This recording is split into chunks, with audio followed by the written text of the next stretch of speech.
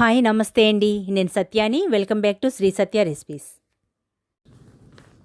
ఈ వీడియోలో బ్రెడ్ పుడ్డింగ్ని తయారు చేయడం చూపిస్తున్నాను. కేవలం 4 ఇంగ్రీడియంట్స్తో చాలా సాఫ్ట్గా కూల్గా బ్రెడ్ పుడ్డింగ్ని తయారు చేసుకోవచ్చు. చేయటం కూడా చాలా ఈజీ. ఈ బ్రెడ్ పుడ్డింగ్ని పిల్లలైనా తయారు చేసేయచ్చు. అంత ఈజీ. సమ్మర్లో చల్లగా తినాలనిపిస్తుంది. అలాంటప్పుడు ఇలా బ్రెడ్ పుడ్డింగ్ని చేసుకొని చల్లగా తినేయచ్చు. సో ఈ వీడియో మీకు నచ్చిందంటే లైక్ చేయడం మర్చిపోకండి. మీ ఫ్రెండ్స్కి రిలేటివ్స్కి షేర్ చేయండి. మన ఛానల్ని కొత్తగా చూస్తున్న వారైతే సబ్స్క్రైబ్ చేసుకోండి. లేట్ చేయకుండా వీడియోలోకి వెళ్ళిపోదాము. నేను మిల్క్ బ్రెడ్స్ని 6 తీసుకుంటున్నాను. వీటి ఎడ్జెస్ మొత్తం కట్ చేసుకోవాలి. డార్క్ ప్లేస్ని కట్ చేసుకోవాలి. ఒక బౌల్లో వీటిని ముక్కలుగా కట్ చేసి వేసుకోవాలి. ఇందులో కాచి చల్లార్చిన పాలను 2 కప్పులు వేసుకోవాలి. అంతలో షుగర్ క్యారమెల్ని తయారు చేసుకుందాము. స్టవ్ పై ప్యాన్లో 1/2 కప్పు షుగర్ని వేసి హీట్ని లో ఫ్లేమ్లో ఉంచుకొని షుగర్ని ముందు 2 సెకండ్స్ కలపకూడదు. కొద్దిగా కరగడం మొదలైన తర్వాత కలుపుకుంటూ ఉండాలి. వాటర్ వేయనక్కర్లేదు. షుగర్ మొత్తం కూడా కరిగిపోయి ఇలా కలర్ మారి క్యారమెల్ ఇంతకంటే డార్క్గా వచ్చింది అంటే చేదొచ్చేస్తుంది. కాబట్టి గోల్డెన్ కలర్ వచ్చాక స్టవ్ను ఆపేసుకోవాలి. బ్రెడ్ పుడ్డింగ్ని స్టీల్ గిన్నెలో కానీ మందపాటి గిన్నెలో కానీ చేసుకోవచ్చు.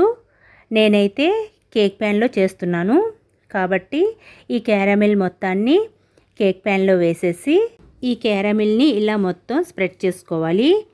దీన్ని పక్కన ఉంచి మిక్సీ జార్లో 1/2 కప్ కస్టర్డ్ పౌడర్ని 1/2 కప్పు షుగర్ని వేసి పాలల్లో నానబెట్టిన బ్రెడ్ని కూడా వేసి మెత్తగా బ్లెండ్ చేసుకోవాలి. స్టవ్ పై గిన్నెలో బ్లెండ్ చేసిన బ్రెడ్ని వేసి హీట్ని మీడియం ఫ్లేమ్లో ఉంచుకొని ఉండలు కట్టకుండా అడుగంటకుండా కలుపుకుంటూ ఉండాలి. ఇలా దగ్గరగా అయ్యేంత వరకు కలుపుకుంటూ ఉండాలి. ఈ కన్సిస్టెన్సీలో ఉండాలి. ఈ కన్సిస్టెన్సీలో ఉన్నప్పుడు ప్యాన్లో క్యారమెల్ పైన వేసేసి మొత్తం అంతా ఒకసారి అడ్జస్ట్ చేసి 2 టైమ్స్ ట్యాప్ చేసుకోవాలి.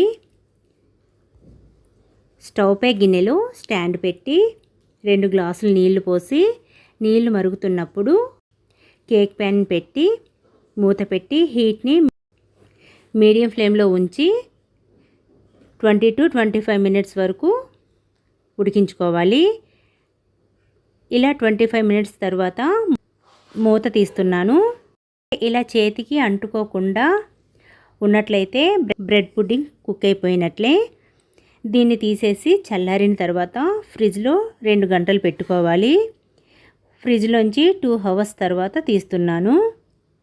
దీన్ని ఒక ప్లేట్లో డీమోల్డ్ చేసుకోవాలి. ఇంతే స్మూత్గా చల్లగా ఉండే బ్రెడ్ పుడ్డింగ్ రెడీ. చూస్తున్నారు కదా, సాఫ్ట్గా స్వీట్గా చాలా బాగుంటుంది. తినే కొద్దీ తినాలనిపిస్తుంది. సో తప్పకుండా మీరు ఈ బ్రెడ్ పుడ్డింగ్ని తయారు చేసి చూడండి. చాలా బాగుంటుంది. చేయడం కూడా చాలా ఈజీ. ఈ వీడియో మీకు నచ్చిందంటే లైక్ చేయడం మర్చిపోకండి. మీ ఫ్రెండ్స్కి రిలేటివ్స్కి షేర్ చేయండి. మన ఛానల్ని కొత్తగా చూస్తున్న వారైతే సబ్స్క్రైబ్ చేసుకోండి. Thanks for watching Sri Satya recipes.